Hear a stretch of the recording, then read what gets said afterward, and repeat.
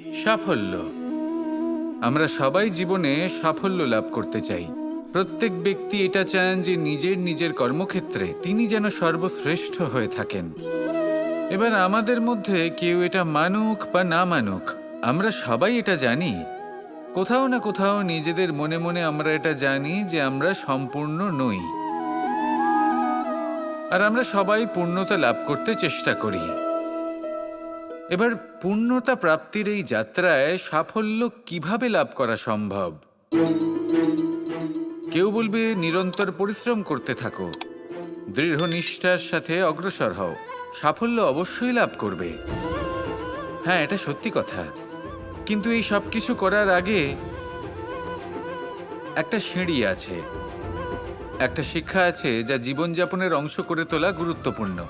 আর সেটা হলো আপনার এটা বোঝা উচিত যে আপনি ঠিক কি ভুল করেন যার জন্য আপনি সাফল্য পর্যন্ত পৌঁছতেই পারেন না।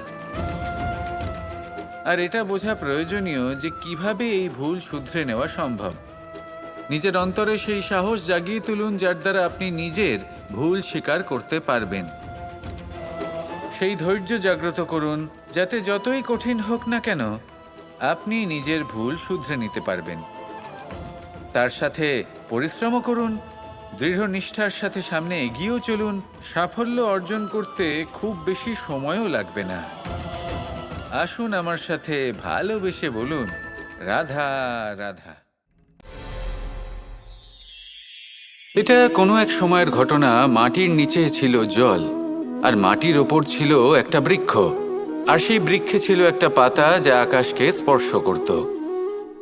যখনই কোনো ব্যক্তি আসতেন সেই পাতাকে দেখে তার প্রশংসা করতেন। তাই বলে আকাশে সোনার মেঘ কত ছবি আঁকে আপনার নাম কভু লিখে নাহি রাখে। অর্থাৎ প্রতিনিধি ওই বৃক্ষের পাতাকেই মনে করা হতো, সব প্রশংসা ওই পাতাকেই করা হতো। যেখানে চোখের আড়ালে থাকা সেই জল মাটির নিচে থেকে নিঃস্বার্থভাবে নিজের কাজ করে যেত, সেই বৃক্ষকে শক্তি প্রদান করত। কয়েকদিন পরে সেই পাতার অহংকার হতে শুরু করলো। সে ভাবতে শুরু করলো যে আমিই হলাম এই জলের অস্তিত্ব, আমি আছি সেই কারণেই এই জলের কথা স্মরণ করা হয়। আর কিছুদিন পরে সেই বৃক্ষ সেই জল শোষণ করা বন্ধ করে দিল, এবং সর্বপ্রথম মৃত্যু হলো সেই পাতার। সেই পাতা যা আকাশকে স্পর্শ করছিল তা ঝরে মাটিতে পড়ে গেল।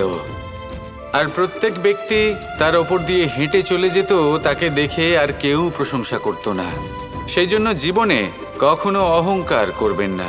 বিশেষ করে তাদের কখনো অহংকার প্রদর্শন করবেন না যাদের কারণে আপনি সাফল্য লাভ করেছেন, যারা আপনার জীবনের আধার। চিরকাল তাদের প্রতি কৃতজ্ঞ থাকুন, তাদের সাথে সম্পর্ক বজায় রাখুন, তাদের সাহায্য করুন, আর আমার সাথে ভালোবেসে বলুন, রাধা রাধা।